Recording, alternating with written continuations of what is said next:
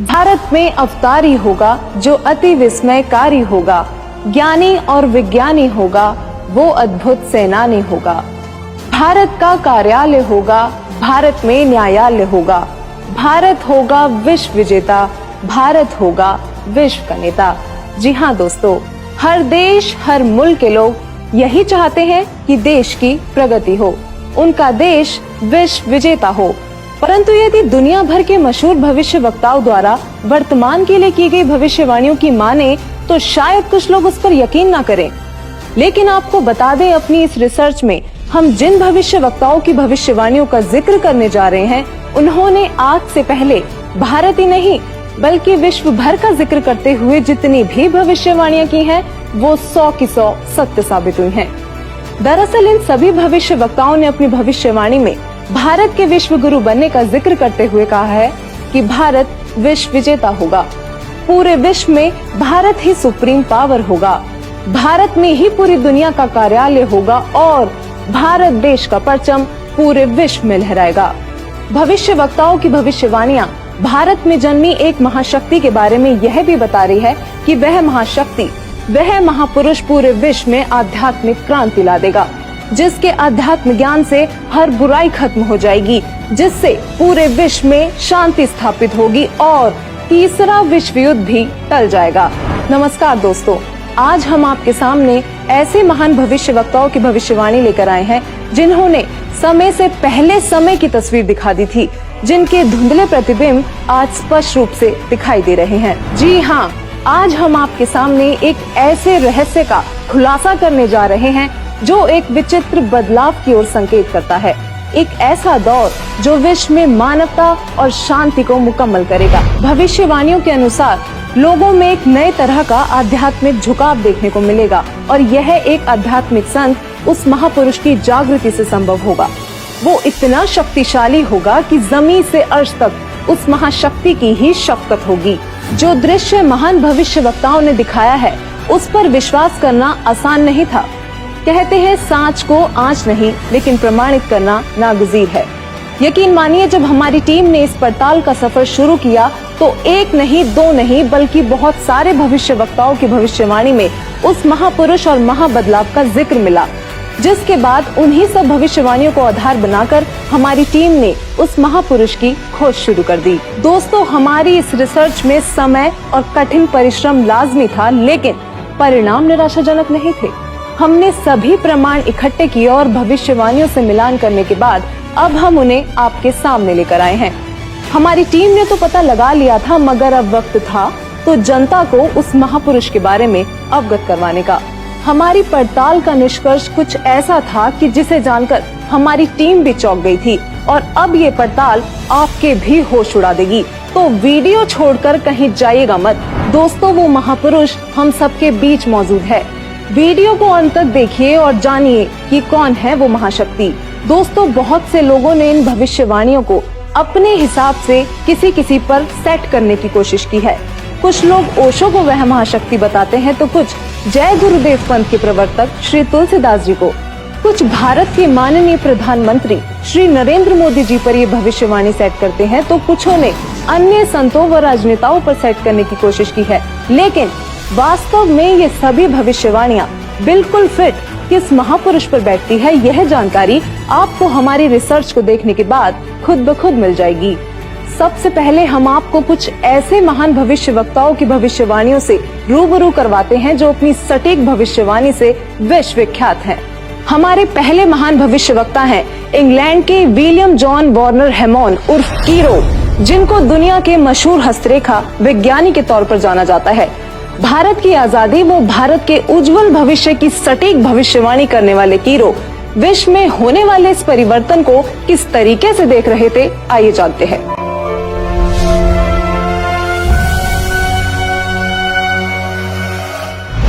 कीरो ने सन 1925 में लिखी पुस्तक में भविष्यवाणी की है, 20वीं सदी अर्थात सन 2000 ईस्वी के उत्तरार्ध में जन्मा संत ही विश्व में नई सभ्यता लाएगा जो संपूर्ण विश्व में फैल जाएगी। भारत का वह एक व्यक्ति सारे संसार में ज्ञान की क्रांति ला देगा।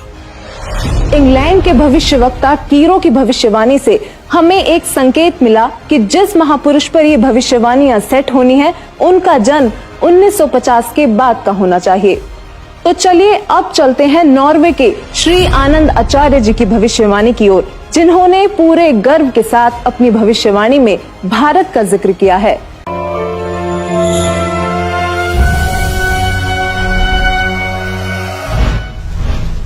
श्री आनंदाचार्य की भविष्यवाणी के अनुसार 1998 के बाद एक शक्तिशाली धार्मिक संस्था भारत में प्रकाश में आएगी, जिसके स्वामी एक गृहस्थ व्यक्ति की आचार संहिता का पालन संपूर्ण विश्व करेगा। धीरे धीरे भारत औद्योगिक, धार्मिक और आर्थिक दृष्टि से विश्व का नेतृत्व करेगा और उसका आध्यात्मिक तत्वज्ञान ही पूरे विश्व को मान्य होगा। आनंद आचार्य जी की भविष्यवाणी से हमें एक और संकेत मिला कि वो महापुरुष गृहस्थी होगा। दोस्तों, ये कुछ ऐसी भविष्यवाणियां हैं जो शायद आपने कभी सुनी तो होंगी, लेकिन कभी उन पर गौर नहीं किया होगा। अब देखते हैं नवयुग के बारे में भविष्यवाणी करने वाले इजराइल देश के जाने माने भविष्यवक्ता प्रोफेसर हरार जी का क्या कहना है।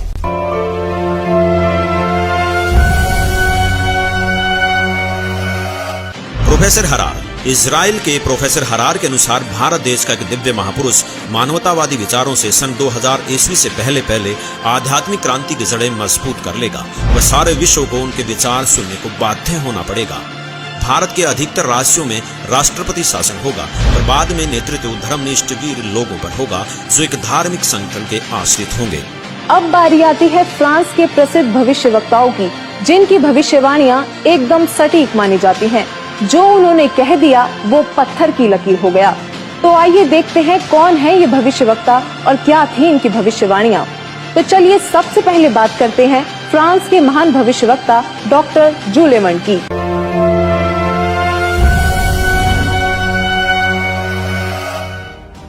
डॉक्टर जूले वर्न के अनुसार भारत से उठी ज्ञान की धार्मिक क्रांति नास्तिकता का नाश करके आंधी तूफान की तरह संपूर्ण विश्व को ढक लेंगी। उस भारतीय महान आध्यात्मिक व्यक्ति के अनुयायी देखते देखते एक संस्था के रूप में आत्म शक्ति से संपूर्ण विश्व पर प्रभाव जमा लेंगे। डॉक्टर जूले वर्न ने भी उस महापुरुष का जिक्र करते हुए भारत का नाम लिया है। इन्होंने स्पष्ट कर दिया कि वो महान शक्ति भारत से ही उजागर होगी और पूरे विश्व पर प्रभाव डालेगी। मैं सीना ठोक कर कहता हूँ, मेरे सायरन को कोई रोक नहीं पाएगा और वह जरूर आएगा।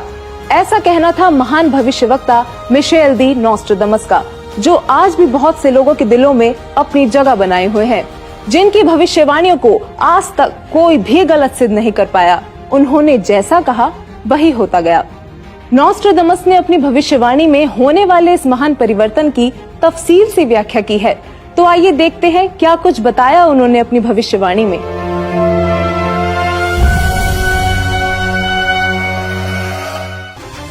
नॉस्ट्राडामस सन 1555 में अपने ग्रंथ के शतक 10 श्लोक 96 में उस महापुरुष के बारे में बताया है कि वह महापुरुष एक ऐसे देश में जन्म लेगा जो 3 तरफ से समुद्र से घिरा हुआ होगा तथा उस देश का नाम एक सागर हिंद महासागर के नाम से होगा, यानी कि हिंदुस्तान।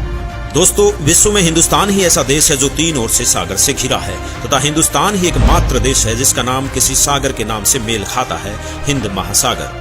फिर शतक 20 श्लोक 25 में कहा है कि वो महापुरुष हिंदुस्तान में पैदा होगा। वह महापुरुष एक ऐसे प्रांत में जन्म लेगा जिसमें 5 नदियां बहती हों। यह उल्लेख उन्होंने शतक 1 श्लोक 50 में किया है।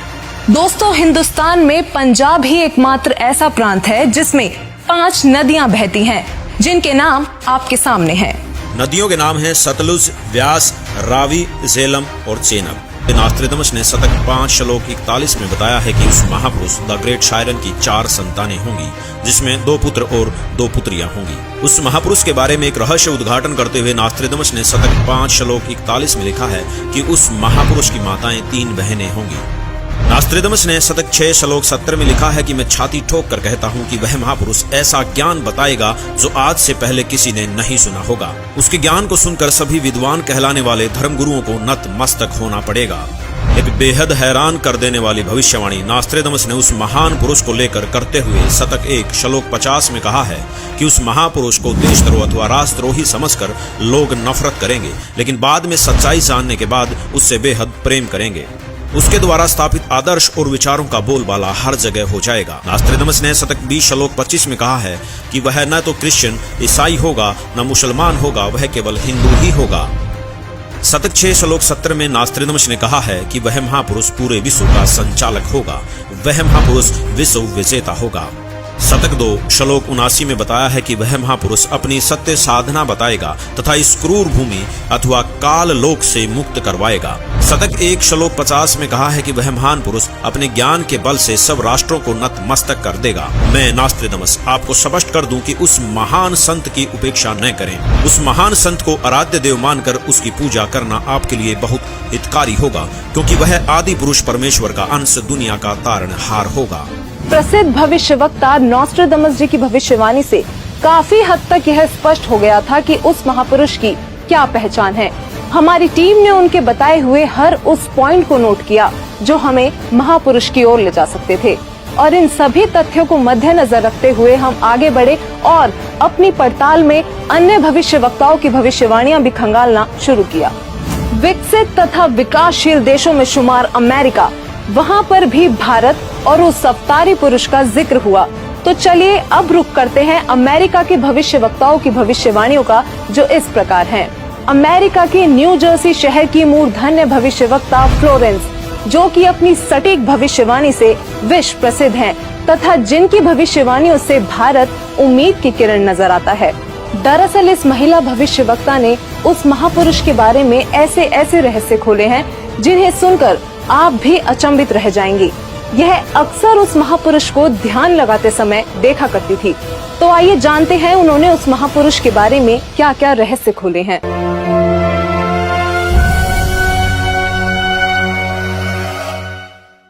भविष्यवक्ता फ्लोरेंस ने अपनी लिखी पुस्तक golden light of new era में 1960 में लिखा है कि जब मैं ध्यान लगाती हूँ तो अक्सर एक संत को देखती हूँ। उसके सिर पर सफेद बाल है, न दाढ़ी है न मूंछ, वह गौर वर्ण का है। उनके ललाट पर आकाश से एक नक्षत्र के प्रकाश की किरणें निरंतर बरसती रहती हैं। मैं देखती हूँ कि वह संत अपनी कल्याणकारी विचारधारा तथा अपने सच्चे चरित्र प्रबल अनुयायियों की शक्ति से संपूर्ण विश्व में नए ज्ञान का प्रकाश फैला रहे हैं। उनमें इतनी शक्ति है कि वह प्राकृतिक परिवर्तन भी कर सकते हैं। मैं उस पवित्र स्थान पर एक प्रचंड तपस्वी को देख रही हूँ, जिसका तेज बड़ी ही तेजी से फैल रहा है। मनुष्य में सोए दैवत्व को जगाने तथा धरती को स्वर्ग जैसा बनाने के लिए वह संत दिन रात प्रयत्न कर रहे हैं। भविष्यवक्ता फ्लोरेंस बताती हैं कि मैं भविष्य के विषय में एक बहुत ही महत्वपूर्ण बात बता रही हूँ। 20वीं शताब्दी के अंत में भारतवर्ष से एक प्रकाश निकलेगा। यह प्रकाश पूरी दुनिया को उन दैविक शक्तियों के विषय में जानकारी देगा जो अब तक हम सभी के लिए रहस्यमय बनी हुई है। एक दिव्य महापुरुष द्वारा यह प्रकाश पूरे विश्व में फैलेगा। वह सभी को सतमार्ग पर चलने की प्रेरणा देगा। समस्त दुनिया में एक नई सोच की ज्योति फैलेगी। जब मैं ध्यान अवस्था में होती हूँ तो अक्सर यह दिव्य महापुरुष मुझे दिखाई देते हैं। फ्लोरेंस ने बार बार इस संत या दिव्य पुरुष का जिक्र किया है। साथ ही ये भी बताया है कि उत्तरी भारतवर्ष में एक पवित्र स्थान पर वे मौजूद हैं। भविष्यवक्ता फ्लोरेंस की भविष्यवाणियों से हमें जो जानकारी मिली उसकी हमने बड़ी ही गहनता से जांच की, क्योंकि उनकी भविष्यवाणी ने वो रहस्य खोले जो हम सोच भी नहीं सकते थे। फ्लोरेंस की भविष्यवाणी से जो रहस्य उजागर हुआ वो चौंकाने वाला था। इस रहस्य के खुलने से हमारी टीम को आगे बढ़ने में बहुत मदद मिली। तो चलिए अब देखते हैं अमेरिका के ही अन्य भविष्यवक्ता क्या कहते हैं। अब हम बात करने जा रहे हैं भारत के पहले प्रधानमंत्री पंडित जवाहरलाल नेहरू जी के निधन तथा नेहरू जी के उत्तराधिकारी चुने जाने की सटीक भविष्यवाणी करने वाली अमेरिका की महान भविष्यवक्ता श्रीमती जीन डिक्सन की।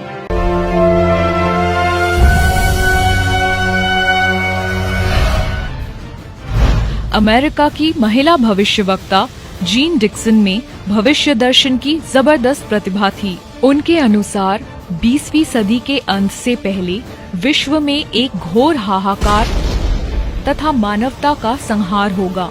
वैचारिक युद्ध के बाद आध्यात्मिकता पर आधारित एक नई सभ्यता संभवतः भारत के ग्रामीण परिवार के व्यक्ति के नेतृत्व में जमेगी और संसार से युद्ध को सदा सदा के लिए विदा कर देगी। जीन डिक्सन की भविष्यवाणी से हमें एक और संकेत मिला कि वो महापुरुष ग्रामीण परिवार से होगा जिसके अभिनेतृत्व में भारत भौतिक, आध्यात्मिक तथा राजनीतिक दृष्टि में तीव्रता से प्रगति करेगा। दोस्तों, अब हम उस महापुरुष के बेहद करीब थे, तो चलिए आगे बात करते हैं तीसरे विश्व युद्ध की भविष्यवाणी करने वाले अमेरिका के ही महान भविष्यवक्ता एंडरसन की, जिनकी भविष्यवाणियों ने रेखा अंकित प्रतिबिंब को प्रत्यक्ष कर दिया। आइए देखते हैं।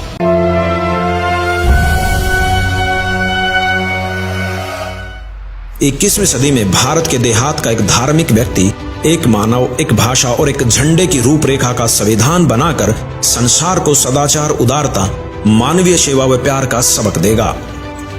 एंडरसन जी की भविष्यवाणी भी 21वीं सदी की ओर संकेत कर रही थी, जिस दौरान वो महापुरुष एक भाषा, एक मानव तथा एक झंडे की रूपरेखा रखेगा।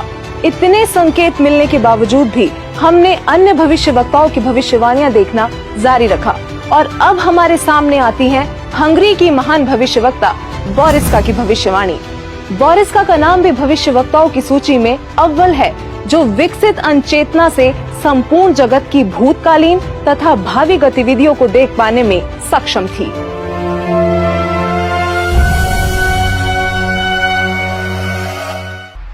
हंगरी की ज्योतिषी बोरिस्का के अनुसार इस आध्यात्मिक व्यक्ति के बड़ी संख्या में छोटे छोटे लोग ही अनुयायी बनकर भौतिकवाद को आध्यात्मिकता से बदल देंगे। मैं जानती हूँ कि जरूर इस वक्त आपके जहन में बहुत सारे सवाल आ रहे होंगे, लेकिन फिर भी बस एक बार धैर्य पूर्वक इस पूरी पड़ताल को देखते रहिए। यकीनन आपके सारे सवालों के जवाब आपको खुद ब खुद मिल जाएंगे। तो आइए आगे बढ़ते हैं और बात करते हैं महान भविष्यवक्ता वेजलेटिन की, जिनकी भविष्यवाणियां अक्सर अविश्वसनीय तथ्यों की उद्घोषणा करती हैं और जब वह पूर्ण सिद्ध होती हैं तो लोग विस्मित रह जाते हैं।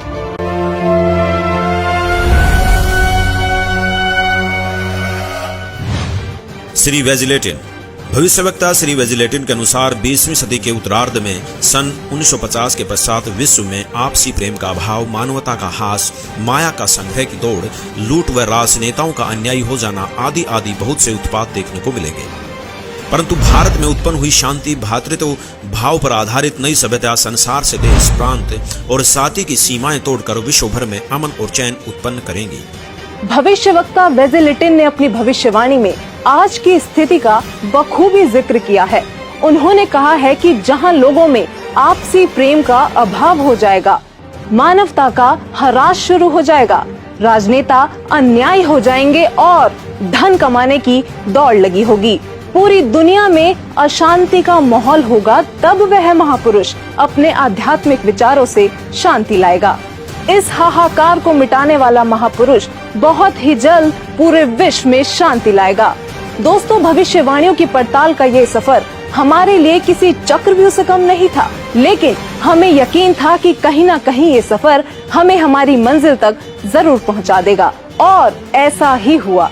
क्योंकि वो महापुरुष भारत से है, तो विदेशों के इन सभी भविष्यवक्ताओं की भविष्यवाणियों से जो जो संकेत हमें मिलते गए, उन पर गौर करते हुए अब हम भारत के भी कुछ संतों की भविष्यवाणियों पर ध्यान देने लगे। तो चलिए सबसे पहले बात करते हैं सिख धर्म के गुरु श्री गुरु नानक देव जी की, जिनके बारे में हमें ज्यादा बताने की जरूरत नहीं, क्योंकि सब उनसे बखूबी परिचित हैं।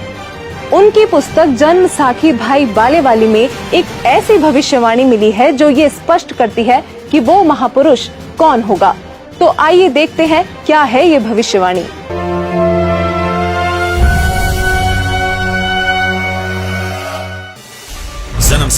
जन्म साखी भाई बालेवाली, जिसके प्रकाशक हैं भाई जवाहर सिंह एंड कंपनी, पुस्तक वाले बाजार, माई सेवा, अमृतसर, पंजाब।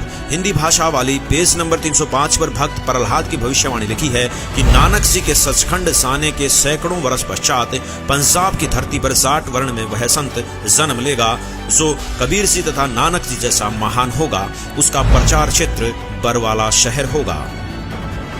दोस्तों, जन्म साखी भाई बालेवाली में लिखी भविष्यवाणी से ये स्पष्ट हो गया कि वो संत जाट वर्ण का होगा और उसका प्रचार क्षेत्र बरवाला होगा। आरिफ का चेहरा प्रत्यक्ष दिखाई दे रहा था। हम करीब थे उस महापुरुष के जो रिवायतें बदलने में सक्षम थे। अब देखना यह था कि जाट जाति का संत कौन है और किसका प्रचार क्षेत्र बरवाला है। इसके साथ ही हमें अपनी अगली भविष्यवाणी में उस संत के जन्म का पता लगा। भारत के प्रसिद्ध संत श्री तुलसीदास जी जय गुरुदेव पंथ वाले, जिनका आश्रम मथुरा में स्थित है, उन्होंने उस महापुरुष को लेकर भविष्यवाणी ही नहीं बल्कि वर्तमान वाणी भी बोली है। जी हाँ, बिल्कुल सही सुना आपने। संत तुलसीदास जी ने वर्तमान वाणी भी कही थी, क्योंकि वो उस महापुरुष की उपस्थिति को बखूबी महसूस कर पा रहे थे और उन्होंने अपनी वर्तमान वाणी से लोगों को उस महापुरुष के बारे में बताना चाहा कि वो संत जन्म ले चुका है।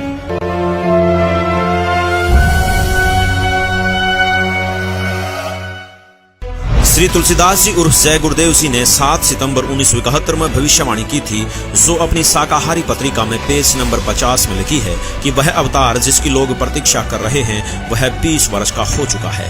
यदि उसका पता बता दूं तो लोग उसके पीछे पड़ जाएंगे। अभी ऊपर से बताने का आदेश नहीं हो रहा है। मैं समय का इंतजार कर रहा हूँ। सभी महापुरुषों ने समय का इंतजार किया है और समय आने पर सबको सब कुछ मालूम हो जाएगा।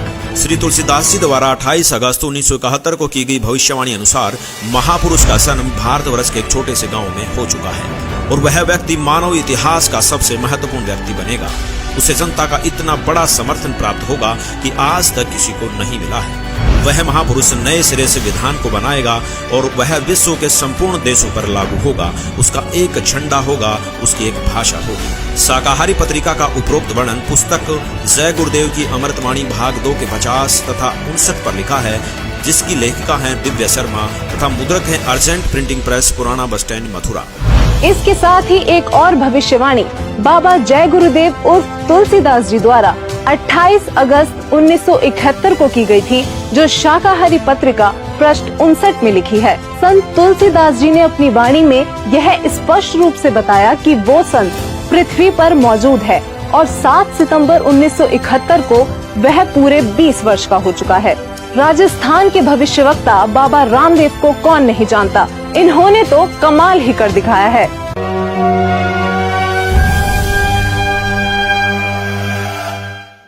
बाबा रामदेवराज जी ने अपनी पुस्तक 24 प्रमाण में लिखा है कि वो संत जाट जाति से होगा, वह तारणहार कलयुग में सतयुग लाएगा। उस संत की एक पहचान और भी होगी कि वह कबीर देव के गुण गाएगा। वो संत चारों वेदों के अनुसार ज्ञान बताएगा तथा सूक्ष्म वेद सारे ज्ञान का आधार होगा और वह तारणहार संत हरियाणा में होगा। दोस्तों, बाबा रामदेव जी ने भी अपनी भविष्यवाणी में ये संकेत दिए हैं कि वो संत जाट जाति से होगा, हरियाणा प्रदेश में जन्म लेगा, चारों वेद तथा सूक्ष्म वेद से ज्ञान बताकर कबीर देव के गुण गाएगा। दोस्तों, कलयुग में सतयुग जैसा माहौल देखने वाले योगी नारायण जी को शायद आप ज्यादा ना जानते हो, लेकिन दक्षिण भारत के इस भविष्यवक्ता ने ऐसी भविष्यवाणी की हैं जो आपको सोचने पर मजबूर कर देंगी।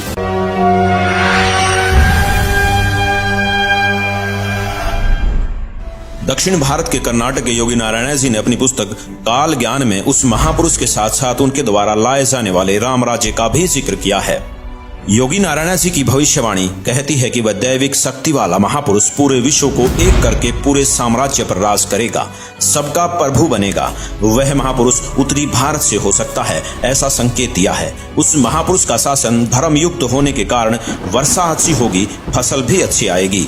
जनता आने वाले समय में ज्यादा पैसों के पीछे ना पड़कर और अपने समय को बर्बाद ना करके तत्वचिंतन, आत्म कल्याण व लोक कल्याण के कार्य में मगन रहेंगे।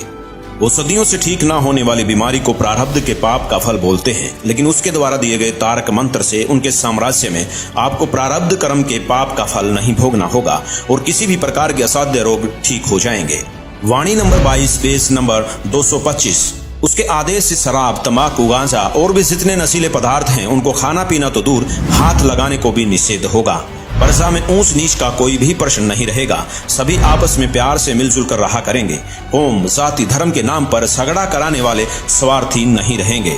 वाणी नंबर 23 पेज नंबर 229। इससे पहले बताई गई भविष्यवाणी में लोक प्रभु बनने वाला वो महापुरुष ब्रह्म विद्या धुरंधर गुरु होगा, अध्यात्म का पूर्ण जानकार होगा, पर ब्रह्म को बड़े साहस पूर्वक ढंग से बताएगा कि पूर्ण परमात्मा ही पूजा के योग्य है, पूर्ण ब्रह्म की ही पूजा करनी चाहिए। वाणी नंबर 24 पेज नंबर 235-236। वह महापुरुष अपने अनुयायियों को रेचक कुंभक यानी श्वास के जरिए अजप अजाप मंत्र देकर भक्ति साधना कराएगा। इससे मन संयमित रहेगा, इंद्रियों पर विजय प्राप्त होगी, मनोलय यानी मन में शांति होगी, अष्टसिद्धि तत्व ज्ञान युक्त होकर जीव मोक्ष की ओर बढ़ेगा। दर्शकों, सभी भविष्य वक्ताओं की भविष्यवाणियों की पड़ताल करने के बाद अब हमारे पास बहुत सारे तथ्य एकत्रित चुके थे, जिनको हमने एक साथ रखकर देखा तो एक पहेली जैसे सुलझ सी गई हो।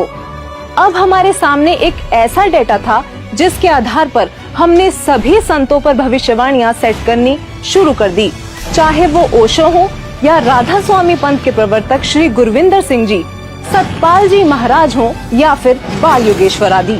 दोस्तों, हमारी इस फेरियस्त में हर वो संत और महापुरुष मौजूद थे जिनका नाम अक्सर आपके जहन में आता होगा। आध्यात्मिक संत या महापुरुष ही नहीं, बल्कि हमने प्रधानमंत्री नरेंद्र मोदी जी जैसे राजनेताओं पर भी भविष्यवाणी को सेट करके देखा, लेकिन एक एक करके सभी संतों व राजनेताओं की छटनी होती चली गई और अंत में हमारे सामने थे एक ऐसे संत, एक ऐसे महापुरुष जिनके बारे में हमने सोचा तक नहीं था।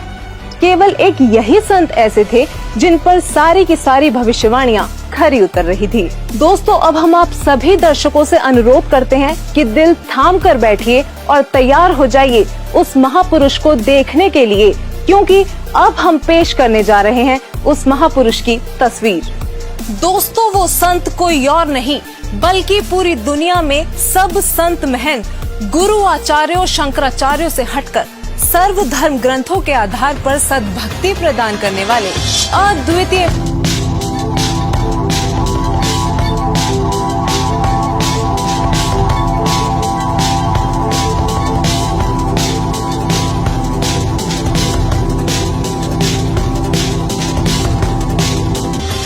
हाँ, यही है वो महापुरुष जिनके विषय में देश और विदेशों के महान भविष्यवक्ताओं ने भविष्यवाणियां की हैं। दोस्तों, हमने इस सफर की शुरुआत में ही बताया था कि परिणाम आपको चौंका देगा। यकीनन संत रामपाल जी ही वो महापुरुष हैं जिन पर सभी भविष्यवाणियों का हर एक तथ्य पूरी तरह से फिट हो रहा था। अब बस आप वीडियो को अंत तक देखते जाइए, क्योंकि अब हम बारी बारी सभी भविष्यवाणियों को संत रामपाल जी से जोड़कर दिखाएंगे, जिससे आप स्वयं ये निर्णय कर लेंगे कि हमारी रिपोर्ट सही है या नहीं। तो चलिए सबसे पहले बात करते हैं उस पृष्ठभूमि की जहां वो महापुरुष अवतरित हुए। नोस्ट्रेदमस के अनुसार वह महापुरुष ऐसे देश से होगा जो 3 तरफ से समुद्र से घिरा होगा और उस देश का नाम भी एक सागर हिंद महासागर के नाम पर होगा, यानी कि हिंदुस्तान। अमेरिका की भविष्यवक्ता फ्लोरेंस और जीन डिक्सन का कहना है कि प्राकृतिक परिवर्तन भी कर सकने वाला वह महापुरुष उत्तर भारत के ग्रामीण परिवार में होगा। 28 अगस्त 1971 को जय गुरुदेव पंथ के प्रवर्तक श्री तुलसीदास जी ने भी उस महापुरुष का उल्लेख करते हुए कहा है कि उनका जन्म भारतवर्ष के एक छोटे से गाँव में हो चुका है। वह तारणहार संत हरियाणा में होगा। कुछ ऐसा ही कहना है राजस्थान के बाबा रामदेवरा जी का। इसके अलावा इंग्लैंड के कीरो और फ्रांस के जुलेवन जैसे भविष्यवक्ताओं ने भी उस महाशक्ति के बारे में भारत में ही होने के संकेत किए हैं। संत रामपाल जी का जन्म उत्तर भारत के छोटे से गांव धनाना, जिला सोनीपत, हरियाणा, जो कि पहले पंजाब प्रांत था, वहां एक ग्रामीण परिवार में हुआ। इंग्लैंड के भविष्यवक्ता कीरो ने उस संत का जन्म 20वीं सदी के उत्तरार्ध में अर्थात सन 1950 के पश्चात 1951 में हुआ बताया है। तो वही श्री तुलसीदास जी और जय गुरुदेव जी ने भी 7 सितंबर 1971 की अपनी भविष्यवाणी में बताया है कि वह महापुरुष 20 वर्ष का हो चुका है। संत रामपाल जी का जन्म 8 सितंबर 1951 में यानी कि 20वीं शताब्दी के उत्तरार्ध में हुआ है और श्री तुलसीदास जी द्वारा की गई भविष्यवाणी के अनुसार 7 सितंबर 1971 को संत रामपाल जी पूरे 20 वर्ष के हो चुके थे। फ्रांस के महान भविष्यवक्ता नोस्ट्रेदमस के अनुसार वह महापुरुष न ईसाई होगा और न मुसलमान, वह केवल हिंदू ही होगा। और इसी भविष्यवाणी का समर्थन जन्म साकी भाई बालेवाली में भी किया गया है कि वह संत जाट वर्ण का होगा और उसका प्रचार क्षेत्र बरवाला है। बाबा रामदेवरा जी ने अपनी भविष्यवाणी में बताया है कि वह संत जाट जाति से होगा तथा चारों वेदों और सूक्ष्म वेद से ज्ञान बताकर कबीर देव के गुण गाएगा। यहाँ संत रामपाल जी ही विश्व में एकमात्र ऐसे संत हैं जो हिंदू धर्म में जाट जाति से बिलोंग करते हैं और जिनका प्रचार क्षेत्र भी सतलोक आश्रम बरवाला, जिला हिसार, हरियाणा रहा है। वो सभी धर्म ग्रंथों के आधार पर कबीर देव जी का गुणगान करते हैं। नॉस्ट्रेडमस के अनुसार उस महापुरुष की 4 संतानें होंगी और उनकी माताएं 3 बहनें होंगी। यहाँ नॉर्वे के आनंदाचार्य जी ने भी यही बताया है कि वह महापुरुष एक गृहस्थ व्यक्ति होगा। ये भविष्यवाणी भी संत रामपाल जी पर पूरी तरह से खरी उतरती है। दरअसल संत रामपाल जी की माताएं 3 बहनें हैं। ये बात प्रमाणित करने के लिए पेश है आपके सामने संत रामपाल जी की माता जी का यह वीडियो। माता जी, क्या शुभ नाम है आप जी का? चंद्र देवी। माता जी, कौन से गांव से हैं आप? दमकन खेड़ी। माता जी, आप कितने भाई बहन हैं? 6 बहन भाई, 3 बहन 3 भाई। माता जी, आपकी जो 3 बहन हैं उनके क्या क्या नाम है? बड़ी लक्ष्मी, मेरा नाम धरा देवी, उसका है प्यारी। वहीं संत रामपाल जी महाराज जी की 4 संतानें, 2 पुत्र तथा 2 पुत्रियां भी हैं। अमेरिका के न्यू जर्सी शहर की भविष्यवक्ता फ्लोरेंस ने बताया कि वह महापुरुष गौर वर्ण के हैं। सिर पर सफेद बाल है, न दाढ़ी है और न मूछें। इन सभी भविष्यवाणियों का मिलान आप जी चाहें तो अपने आप भी कर सकते हैं। संत रामपाल जी गौर वर्ण के हैं। उनके सिर पर सफेद बाल है और वो बगैर दाढ़ी मूछ के रहते हैं। एक आश्चर्यचकित भविष्यवाणी करते हुए फ्रांस के नॉस्ट्रेडमस जी कहते हैं कि प्रथम तो लोग उस महापुरुष को देशद्रोही अथवा राजद्रोही समझकर नफरत करेंगे, लेकिन बाद में सच्चाई जानकर बेहद प्रेम करेंगे। दोस्तों, 2014 में संत रामपाल जी पर देशद्रोह का झूठा केस भी लगाया गया, लेकिन आज संत रामपाल जी की लोकप्रियता लोगों के सिर चढ़कर बोल रही है। कुछ और बातें जो भविष्यवाणियों में सामने आई वो इस प्रकार हैं। अमेरिका के भविष्यवक्ता एंडरसन के मुताबिक 21वीं सदी में वह महापुरुष एक मानव, एक भाषा व एक झंडे की रूपरेखा रखेगा। योगी नारायण जी के अनुसार उस संत के आदेश से शराब, तंबाकू, गांजा और भी जितने नशीले पदार्थ हैं उनको खाना पीना तो दूर, हाथ लगाने को भी निषेध होगा। वर्षा में ऊंच नीच का कोई प्रश्न नहीं रहेगा। सभी प्यार से आपस में मिलजुल कर रहा करेंगे और वह महापुरुष रेचक कुंभक यानी श्वास उश्वास के जरिए अजब पाजाब मंत्र देकर भक्ति साधना कराएगा। वह पूर्ण परमात्मा को ही पूजा के योग्य बताएगा। दोस्तों, संत रामपाल जी श्वास उश्वास की क्रिया बताकर केवल पूर्ण परमात्मा की भक्ति कराते हैं। संत रामपाल जी से नाम दीक्षा लेकर करोड़ों भक्त उनके आदेश अनुसार नशीली वस्तुओं को हाथ तक नहीं लगाते और न ही किसी जाति पाति धर्म मजहब में भेदभाव करते हैं, क्योंकि संत रामपाल जी कहते हैं, जीव हमारी जाति है, मानव धर्म हमारा, हिंदू मुस्लिम सिख ईसाई कोई धर्म नहीं है न्यारा। अमेरिका की ही भविष्यवक्ता फ्लोरेंस बताती हैं कि वह संत अपनी कल्याणकारी विचारधारा तथा अपने सच्चरित्र प्रबल अनुयायियों की शक्ति से पूरे विश्व में नए ज्ञान का प्रकाश फैला रहा है। फ्रांस के भविष्यवक्ता डॉक्टर जुलेवन के अनुसार भारत से उठी ज्ञान की धार्मिक क्रांति नास्तिकता का नाश करके आंधी तूफान की तरह संपूर्ण विश्व को ढक लेगी। उस महापुरुष के अनुयायी देखते देखते एक संस्था के रूप में संपूर्ण विश्व पर प्रभाव जमा लेंगे। फ्रांस के ही भविष्यवक्ता नॉस्ट्रेडमस जी ने शतक 6 श्लोक 70 में लिखा है, मैं छाती ठोकर कहता हूँ कि वह महापुरुष ऐसा ज्ञान बताएगा जो आज से पहले किसी ने नहीं सुना होगा। उसके ज्ञान को सुनकर सभी विद्वान कहलाने वाले धर्म गुरुओं को नतमस्तक होना पड़ेगा। अब इन सारी भविष्यवाणियों से तो हमारी सुई केवल संत रामपाल जी पर आकर ही टिक गई। कारण था उनके अनुयायी। दोस्तों, संत रामपाल जी के अनुयायियों ने अपने गुरुदेव जी द्वारा बताए जा रहे ज्ञान को जन जन तक पहुंचाने के लिए व्हाट्सएप, फेसबुक, ट्विटर आदि सोशल मीडिया के हर एक प्लेटफॉर्म से लेकर इंटरनेशनल टीवी चैनलों और बुक्स आदि के माध्यम से पूरे विश्व में तहलका मचा रखा है। संत रामपाल जी ने अद्वितीय ज्ञान बताया है, जिसके आधार पर संत रामपाल जी की काफी धर्म गुरुओं, संतों, महंतों, आचार्यों, शंकराचार्यों के साथ आध्यात्मिक ज्ञान चर्चा हुई है, जिनको देखने के बाद हमें लगा कि भविष्यवाणियों के अनुसार केवल संत रामपाल जी ही वो संत हैं जिनके ज्ञान को सुनकर सभी विद्वान कहलाने वाले धर्म गुरुओं को एक न एक दिन नतमस्तक होना ही पड़ेगा। ये सभी संत रामपाल जी के साथ हुई ज्ञान चर्चा में हारते प्रतीत हुए। तो आखिरकार ये अनसुलझी पहेलियां इतने सरल तरीके से सुलझ गईं कि संदेह की कोई गुंजाइश ही नहीं बची। वीडियो में कही गई एक एक बात सत्य है। यकीनन संत रामपाल जी ही वो महापुरुष हैं जो धरती को स्वर्ग बनाने के लिए दिन रात प्रयत्न कर रहे हैं।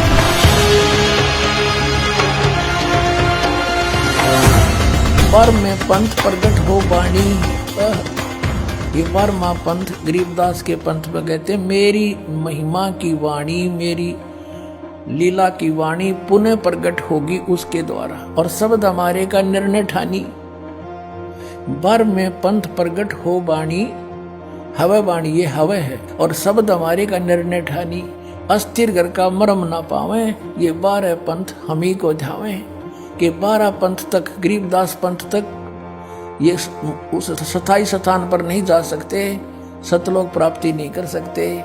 फिर कहते हैं बर में पंथ हम ही चलावें, बर में पंथ में हम ही चलकर आवेंगे। गरीबदास वाले में आगे चल गए और सब पंथ मिटा के एक पंथ चलावें। और कहते हैं अब परमात्मा ने कलयुग को 3 चरणों में बांटा है।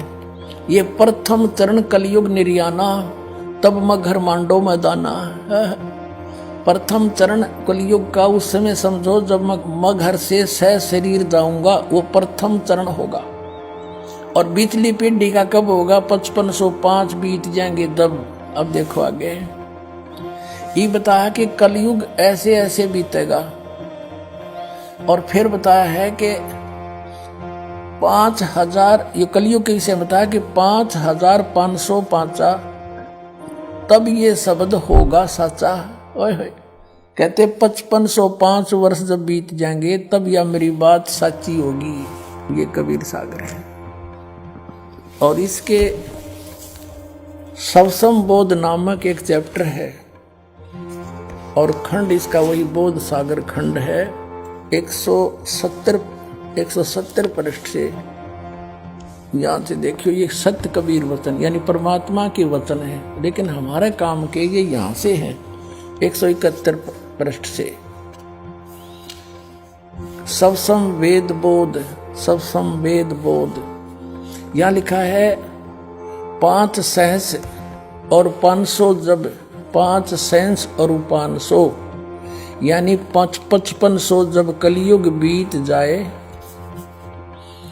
महापुरुष फरमान तब जग तारण को आए। अब 5 सहस और 500 यानी 5500 जब कलयुग बीत जाए, महापुरुष फरमान तब जग तारण को आए। 5500 जब कलयुग बीत जाएगा तब एक महापुरुष संसार का उद्धार करने के लिए आएगा, और उसके पास सही फरमान होगा। फरमान माने वो मंत्र जाप आदेश। हिंदू तुर्क आदिक सब जेते जीव जहान, और सत्य नाम की साख गहे वो पावे पद निर्वाण। अब क्या बताया है कि हिंदू तुर्क, हिंदू और मुसलमान जो अलग अलग होंगे, और फिर और भी जो होंगे जैसे सिख और ईसाई आदिक यानी सभी जेते जीव जहान सतनाम की साख गए ये पावे पद निर्वाण। निर्वाण माने मोक्ष, मोक्ष पद पाएंगे सब के सब वो सतनाम प्राप्त करके इस दास से, महापुरुष से। जैसे परमात्मा ने कहा था उस कबीर वाणी में कि सभी पंथों को मिटा के एक पंथ चलाऊंगा, उसके विषय में फिर दोहराया है कि वो कैसे एक होंगे। यथा सरित गण आप ही मिले सिंधु में धाये, सत सुकृत के मद तिमी सभी पंथ समाये। क्या बताया कि जैसे सरित गण यानी नदियों का, नदियां, सरित गण माने नारी नारी नदी, और आप ही उस समुद्र में जाकर वेग धाय माने शीघ्रता से मिल जाती हैं फटाफट। ऐसे उस सत सुकृत यानी उस सच्चे पंथ के मध्य जो हम चलाएंगे, उसमें तिमी माने उसमें सब ऐसे ही समाये जैसे सरिता दरिया अपने आप समुद्र में सपीडते में जाकर मिल जाती, एक हो जाते हैं। ऐसे सत सुकृत के मध्य सब पंथ समाये, सब एक हो जाएंगे। अब क्या बताते हैं परमात्मा धर्मदास, जो मैंने ये सवसम वेद में जो लिख दिया, जो वचन बोले हैं, ये जब लग पूर्ण होए नहीं ठीके को तिथिवार। ये ठीक क्या होती है? जैसे हमारे पहले पुराने समय में हम छोटे छोटे थे, जब यूं कहा करते कि एक व्यापारी भैंस ले गया और पैसे ना देता, आगे से आगे ठीक बता रहा है, आगे तागे समय धर रहा है, पैसे नहीं दे रहा। तो इस प्रकार यहाँ वो बताया है कि यो मैंने जो ठीक दर रखी है ना, ठीक वो निर्धारित समय कर रखा है कि धर्मदास जब तक वो समय नहीं आएगा ना, तब तक तो ये मेरी बात ये सब संवेद में लिखी हुई निराधार महसूस होंगी जो कपटी लोगों को। लेकिन जब वो समय ठीक का आ जाएगा ना, जब देखिए ढूंढा पाटेगा। अब देखो, अब हम फिर आगे कि जब लग पूर्ण होए नहीं ठीक को तिथिवार, और कपट चातुरी तब लो यो सब संवेद निर्धार। कहते हैं तब तक तो मेरे द्वारा ये बात कही गई सब संवेद वाली, ये गुप्त ज्ञान, सब संवेद माने गुप्त ज्ञान जो पहले भी रब भी कहा है, तो ये निराधार महसूस होगा जब लग पूर्ण होए नहीं ठीका, जो ठीक को तिथिवार यानी ठीक उस निर्धारित धरे हुए निर्धारित किए हुए समय की जो समय नहीं आएगा, तब तक तो मेरा यो ज्ञान निराधार महसूस होगा। जब वो समय आ जाएगा ठीक का, जो है ठीक का दिन आवंत, युगंत लिखा आवंत, तो क्या होगा? सब ही नारी नर शुद्ध, सब कपट छोड़ के बुराई त्याग देंगे सब नर नारी। और जब ठीक का दिन आवंत और कपट चातुरी छोड़ के वो शरण कबीर गहनत।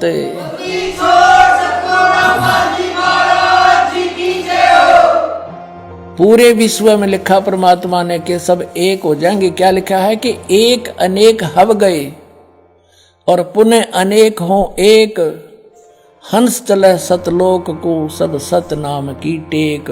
एक से हम अनेक बना दिए काल ने, हिंदू नारे, मुसलमान अलग, सिख नारे, ईसाई अलग से, और नरे धर्म बना दिए और ये मजहब पंथ गणे बना दिए।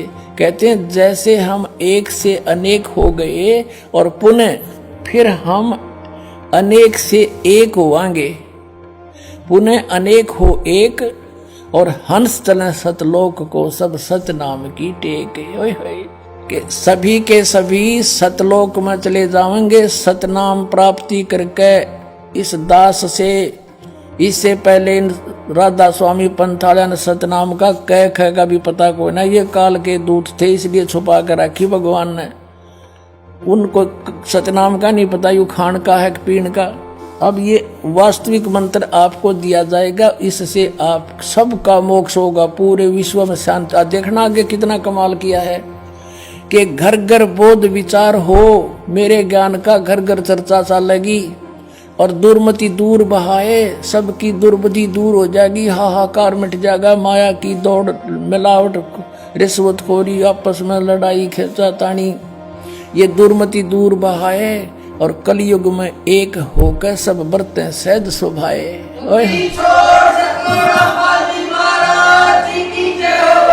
तो 2000 सन में 5508 वर्ष कलयुग बीत गया। अब हम पीछे चले 5505 निकालने के लिए। 1997 में 5505 कलयुग बीता, 1999 में 5507 हो गया और 1998 में 6 हो गया, 1997 में 5505 वर्ष कलयुग बीत गया। और उस समय इस दास को 1997 में 10 बजे इस शुक्ल फागुन की उतरते की एकम के दिन 1997 में दास को परमात्मा पुनः मिले थे।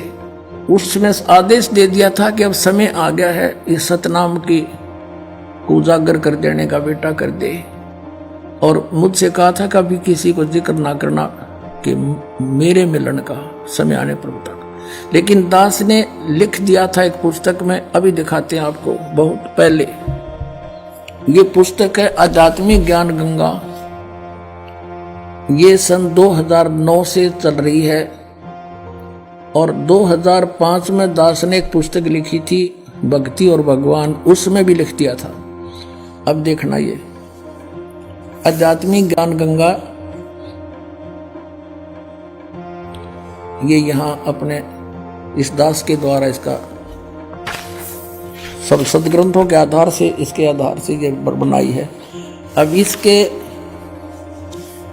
पृष्ठ नंबर 538 पे ये है आध्यात्मिक ज्ञान गंगा और यथार्थ कबीर पंथ परिचय नामक विषय है। 538 पर यहां देखा, मुझ दास रामपाल दास को परमेश्वर कबीर साहिब जी संवत 2053 फाल्गुन मास शुक्ल पक्ष एकम मार्च 1997 को दिन के 10 बजे मिले थे। सार शब्द की वास्तविकता तथा संगत को दान करने का सही समय संकेत देकर अंतर्ध्यान हो गए थे और इसको अगले आदेश तक रहस्य युक्त रखने का आदेश दिया था। किसको? कि मैं मिला।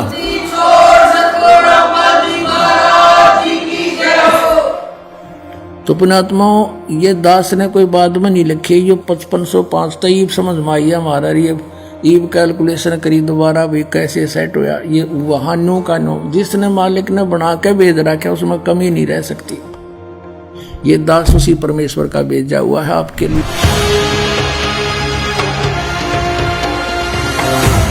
तो क्या संत रामपाल जी महाराज की शरण में आने के बाद आपको कोई लाभ हुए? संत रामपाल जी महाराज जी की शरण में आने से हमारे जो माइंड में प्रॉब्लम रहती थी वो सही हुई और हमारी बेटी की जो निमोनिया थी वो भी ठीक हुई। हमारी आर्थिक स्थिति ठीक हो गई। मेरे हस्बैंड की जॉब नहीं होती थी, उनकी जॉब पहले पानीपत में लगी, कॉन्ट्रैक्ट पे लगे थे, 2-2.5 साल तक रहे। आज वो परमानेंट जॉब पे करनाल में लगे। आशीर्वाद मात्र से मेरे गले में जो कैंसर की गांठें थी वो बिल्कुल ठीक हो गई और मेरे दिल में छेद था वो भी संत रामपाल जी महाराज के आशीर्वाद मात्र से ही बिल्कुल ठीक हूँ मैं। छोटी मोटी बीमारी थी तो परमात्मा की दया से शरण में आने से संत रामपाल जी महाराज जी के वो भी बिल्कुल दूर हो गई, छोटी मोटी बीमारी जो थी। सदगुरु रामपाल जी महाराज की कृपा से यहाँ आने के बाद में ये नशा पता सब मेरा छूट गया, जबकि इतने कोशिश करने के बावजूद मैं नशे से एक पल भी दूर नहीं रहने पा रहा था। तो पहले बहुत नशे करता था, दारू गांजा भांग शराब जितने भी हैं टोटल नशे दास किया करता था। संत रामपाल जी की शरण में आने से पहले सबसे पहले तो मुझे एक लाभ हो गया, नशे छूट गए। कैंसर की बीमारी बिना ऑपरेशन बिना कुछ दवा के संत रामपाल जी महाराज जी ने चरणामृत प्रसाद दिया और आशीर्वाद दिया और भक्ति ज्ञान दिया और उसके बाद मैं तंदुरुस्त हूँ और दिन में अपना सब कुछ खाता हूँ, मुझे कोई समस्या नहीं है। सबसे बड़े लाभ ये हुआ है कि मेरे पापा जी हैं जिनको डायबिटीज बहुत ज्यादा ही रहती थी कि 500 से नीचे उतरने वाली डायबिटीज आज एकदम नॉर्मल है। गुरुदेव संत रामपाल जी महाराज से नाम दीक्षा लेने के बाद सदगुरुदेव जी ने ऐसे दया करी कि जिस दिन मैंने नाम दीक्षा ली उसी दिन 5 साल से यानी रोटी नहीं खाई थी, लेकिन उसी दिन मैंने 4-5 रोटी खाई और मेरा जलन का रोग समाप्त होने लगा। संत रामपाल जी महाराज से नाम दीक्षा लेने के बाद मेरा कैंसर का रोग बिल्कुल ठीक हो गया, मैं बिल्कुल स्वस्थ हो गया। जो कबीर जी हैं वो पूर्ण परमात्मा हैं और सतगुरु रामपाल जी महाराज जी हैं वो कबीर परमात्मा के खुद अवतार हैं, इस धरती पे आए हुए हैं। उन्होंने ही सब रजा की है, उनकी ही दया से हमें सारे लाभ हुए हैं। जब मैं दोबारा गई पीजीआई, फिर वहाँ टेस्ट हुए तो सारे टेस्ट क्लियर हो गए। अब जो मेरी प्रॉब्लम थी तीसरे स्टेज पे थी वो मेरा कैंसर खत्म हो गया। मोदी छोड़ सतगुरु रामपाल जी महाराज की शरण में जाने के बाद मैं आज कोई भी फ्रूट है कुछ भी है चाहे डस्ट है मेरे को वो बिल्कुल इफेक्ट नहीं करती है। I can eat everything, I can go anywhere, मैं कुछ भी मतलब आज करने में सक्षम हूँ। जब उस डॉक्टर से मेरी बात हुई तो डॉक्टर ने कहा ये तो सच में आपके गुरुजी का ही चमत्कार है संत रामपाल जी महाराज का, जो ये ठीक होगा, नहीं तो कैंसर पेशेंट कभी बचता नहीं है इस कंडीशन में। इतना खतरनाक इनको पॉइजन फैल चुका था, पूरा नसों में भर चुका था। उन नसों से ऑटोमेटिकली पॉइजन गायब होना, ये सबसे बड़ा चमत्कार ही है परमात्मा का। और जब से मैं संत रामपाल जी महाराज की शरण में आई हूँ मेरा 1 रुपया नहीं गया। आज 4 साल हो रहे हैं लगभग, मैंने कोई दवा भी नहीं खाई है, कोई भी नहीं। इवन मुझे सर्दी खांसी और बुखार भी नहीं होता। जगत गुरु तत्वदर्शी संत रामपाल जी महाराज जी के इस महान मिशन को सफल बनाने के लिए करोड़ों लोग उनके साथ जुड़ रहे हैं। हमारी टीम का भी आप सभी से यही अनुरोध है कि दुनिया में महापुरुष कभी कभार ही आते हैं, इसलिए आप भी संत रामपाल जी महाराज जी के सत्संग सुनिए और शीघ्र अतिशीघ्र उनसे जुड़कर नाम दीक्षा लेकर अपना व अपने प्रियजनों का कल्याण करवाएं। धन्यवाद।